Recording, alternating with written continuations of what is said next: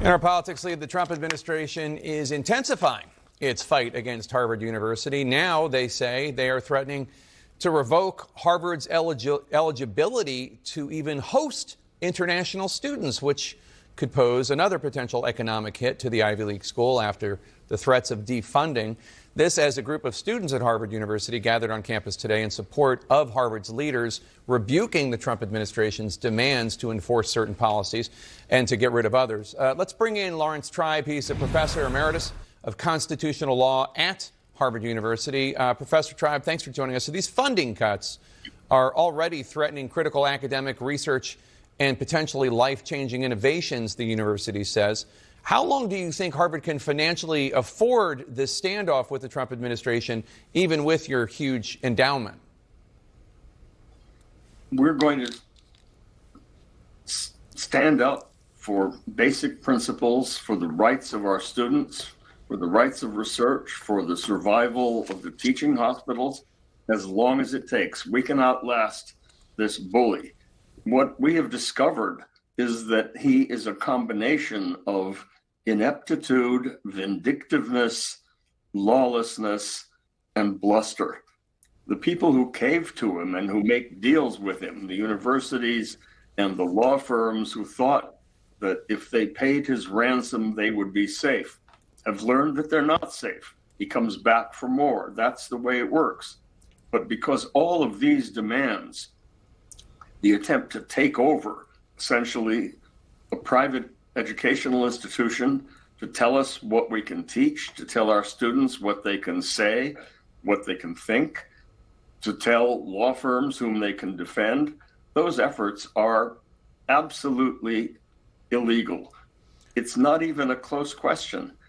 Judges across the spectrum are going to rule against Trump. We are going to prevail. And in doing so, we hope that we will give courage to others, because the only way to deal with a bully is to stand up to him, to stand up in solidarity and say, no, you will not dictate all of us. You will not control our lives. You will not control our thoughts. So this began with a letter to the university talking about the need for Harvard to take some policy make some policy changes, getting rid of DEI, trying to make sure everything is merit-based, trying to make sure that there's more ideological diversity, clapping down on anti-Semitism on campus. But President Trump just wrote in a lengthy Truth Social post yesterday about Harvard a whole other criticism. Part of it reads, quote, Harvard has been hiring almost all woke, radical left idiots and bird brains who are only capable of teaching failure to students and so-called future leaders, unquote. And I wonder, as a legal matter, does that post undermine the president's case that this was based on policy changes that were actually in the interest of the country? Because what he's going after there is just, you're hiring Democrats and I don't like it. Well, he always undermines himself. If you wait long enough, he will take every position required to show what an incoherent mind he has, honestly. He says that he is fighting anti-Semitism. It's just a fig leaf. We're fighting anti-Semitism, but he says Nazis are sometimes good people.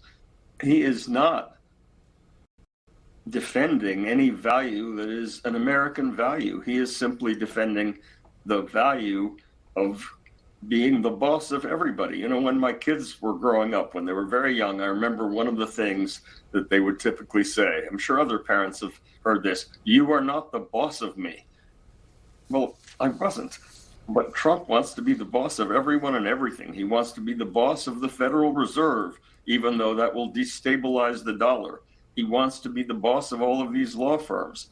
He is not going to succeed in that. And even with a Supreme Court that is highly favorable to Donald Trump, that gives him total immunity from criminal prosecution, he's not going to get his way when it turns out that he can't do what he wants without the affirmative cooperation of judges. And we've seen with Judge Boasberg and Judge Zinnes that judges have had it. They are not going to go along with the efforts of this administration to abscond people and throw them into penal colonies in El Salvador. They're not going to go along, I'm confident, with his attempt to control thought and to censor newspapers and to censor CNN and MSNBC. He's going to lose those battles. So just in point of clarification, and this is by no means a defense, what the president said was that there were very fine people marching alongside the Nazis, yes, not the Nazis per se. Just want to make sure that correction is there. You can parse it pretty closely, but what is clear is that this is not a champion of diversity, tolerance, of freedom of religion. He wants to have as he has said from time to time, a Christian nation. He wants it all.